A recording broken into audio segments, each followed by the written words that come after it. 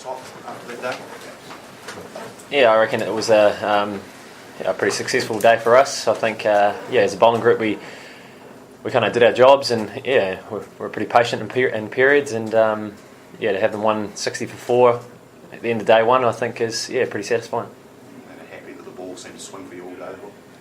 Yeah, I think it didn't swing as much as I thought it was personally, but it was going to. But like I said, successful day, and I think looking forward to tomorrow. I think the first hour is going to be pretty crucial with the new ball in our hands, I guess. So we'll look to make the most of that. Trent, conscious plans, getting rid of Trot and Cock. That's what you intended to do with those deliveries? Yeah, well, I don't think it was anything too special or too creative. I think I was just trying to hit a good area and look for a bit of natural variation, and it was good to get the wickets, and I think Dino's catch was pretty superb as well. So pretty satisfying. England were fairly cautious today. Did that surprise you, or was that partly down to the good bowling? Yeah, well, coming off the field, I didn't realise, but we bowled 30 maidens at them. So I think it was pretty obvious that we stuck to our areas. So it was kind of noticeable midway through the day. I think they were pretty reserved or whatever, and just looked to play back time in a way. So it wasn't anything too out of the blue, but I think we'll put it down to us hitting a pretty good area. What was your reaction when you lost the toss? It looked pretty good for batting out there, the sun was out and everything. Yeah, I think I wanted to bowl. I was looking forward to the day really, but there wasn't really many overhead conditions either. I think potentially maybe tomorrow with if it is overcast, I think you could see a lot more movement in the air. So from my perspective, I hope that's around. So we'll see what happens. You surprised by how slow the pitch was? Jonathan Trott was. Yeah, I think it was. It was very slow. I thought bowled a pretty full length, but there was a lot of variation in pace and carry and stuff. So it was pretty surprising. So I don't know. It might quicken up over the days, but we'll just have to see what happens. Did England bat the way you expected them to?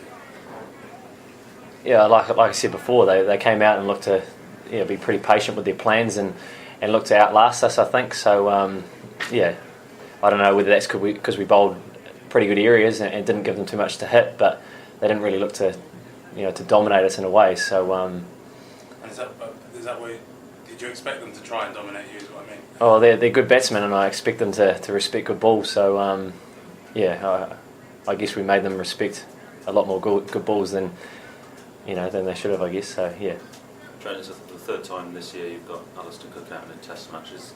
There's something about the way he bats that you enjoy bowling to?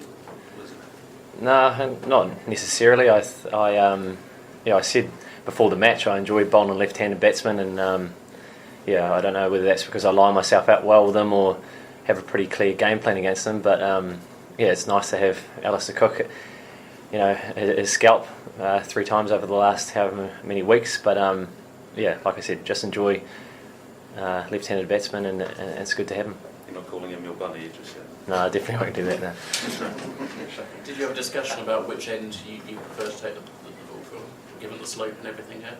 Yeah, there's a lot of talk about that before the game. A bit of scouting was done to see what kind of bowlers bowl from certain ends, and I swung around a lot with trying to get a bit of rhythm from both ends. I preferred the pavilion end, but at the end of the day, you're a new ball bowler and you're running in for your country, so I wasn't getting too fussy on what end I had. I think me and Tim made a decision to have those ends, so rhythm was okay, but I think it got better throughout the day. Most of your team haven't played it before, and how are you? Sometimes it can inspire people, sometimes it can intimidate them a bit.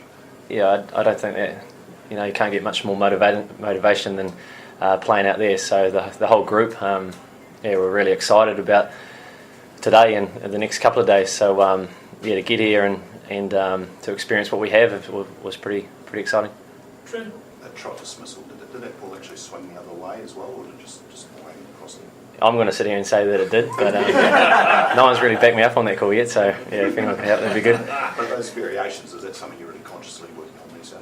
Yeah, I'm always trying to kind of develop my game and add new things. So it was something that I practiced, using the Duke ball and kind of discovering that I could kind of do that. So to get out there and to get someone out like Trot was pretty special with a delivery like that. Did you practice with the, excuse me, sorry, did you practice with the Duke at home? Yeah, we had 3 weeks build up after our home series against England, and got our hands on those balls, and trained in our provinces to get ready, and then the experience we had with the warm up games in Derby and Leicester was also a good time to get to know them. So they're definitely a lot different to what we use back home, and it's noticeable how hard they are and how they shine up pretty well. So, like I said, hoping for overhead conditions tomorrow, so we can see some more of that swing, I guess. Trent, it seemed like you came out after lunch with a lot more rhythm. Was there anything behind that? Did you just look at the chat with Shane or anything in the lunch break? Yeah, I can happily say that I was pretty nervous in that first spell, in that first hour. So, I think I just went off and gathered my thoughts maybe, and I definitely felt that I came up with a bit more rhythm as well after lunch. So, I can't sit here and say exactly what that was, but maybe just got in the mood and got settled, and things happened from there.